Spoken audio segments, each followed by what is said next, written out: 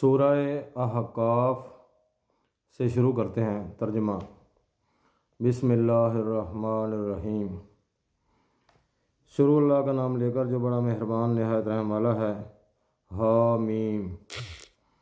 یہ کتاب اللہ غالب اور حکمت والے کی طرف سے نازل ہوئی ہے۔ ہم نے آسمانوں اور زمین کو اور جو کچھ ان دونوں میں ہے مبنی بر حکمت اور ایک وقت مقرر تک کے لیے پیدا کیا ہے، اور کافروں کو جس چیز کی نصیحت کی جاتی ہے اس سے منہ پھیر لیتے ہیں۔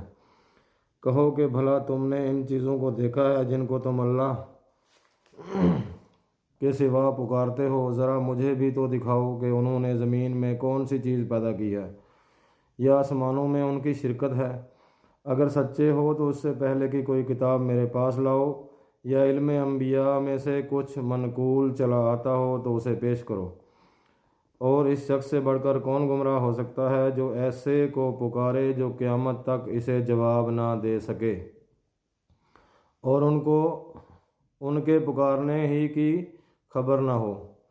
اور جب لوگ جمع کیے جائیں گے تو وہ ان کے دشمن ہوں گے اور ان کی پرستش سے انکار کریں گے، اور جب ان کے سامنے ہماری کھلی آیتیں پڑھی جاتی ہیں تو کافر حق کے بارے میں جب ان کے پاس آ چکا کہتے ہیں کہ یہ تو صریح جادو ہے۔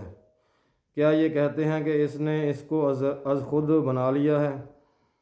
کہہ دو کہ اگر میں نے اس کو اپنی طرف سے بنایا ہو تو تم اللہ کے سامنے میرے بچاؤ کے لیے کچھ اختیار نہیں رکھتے۔ وہ اس گفتگو کو خوب جانتا ہے جو تم اس کے بارے میں کرتے ہو، وہی میرے اور تمہارے درمیان گواہ کافی ہے، اور وہ بخشنے والا مہربان ہے۔ کہہ دو کہ میں کوئی نیا پیغمبر نہیں آیا اور میں نہیں جانتا کہ میرے ساتھ کیا سلوک کیا جائے گا اور تمہارے ساتھ کیا کیا جائے گا۔ میں تو اسی کی پیروی کرتا ہوں جو مجھ پر وحی آتی ہے، اور میرا کام تو علانیہ ہدایت کرنا ہے۔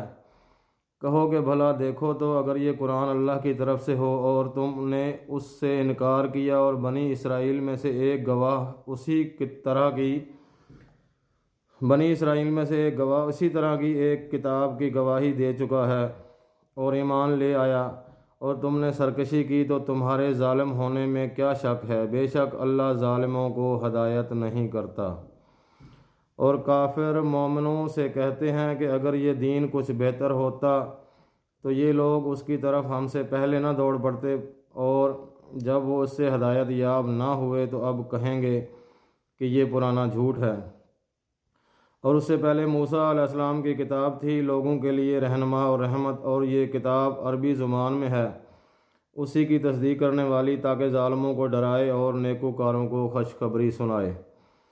جن لوگوں نے کہا کہ ہمارا پروردگار اللہ ہے، پھر وہ اس پر قائم رہے تو ان کو نہ کچھ خوف ہوگا اور نہ وہ غمناک ہوں گے۔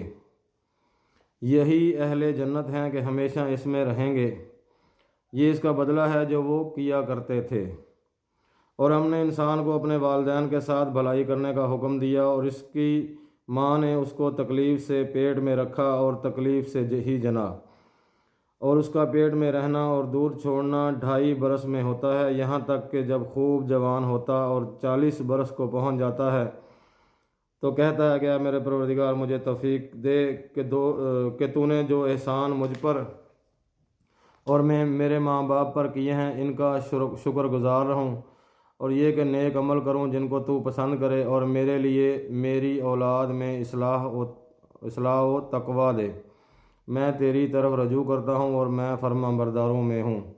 یہی لوگ ہیں جن کے اعمال نیک ہم قبول کریں گے اور ان کے گناہوں سے درگزر فرمائیں گے، اور یہی اہل جنت میں ہوں گے۔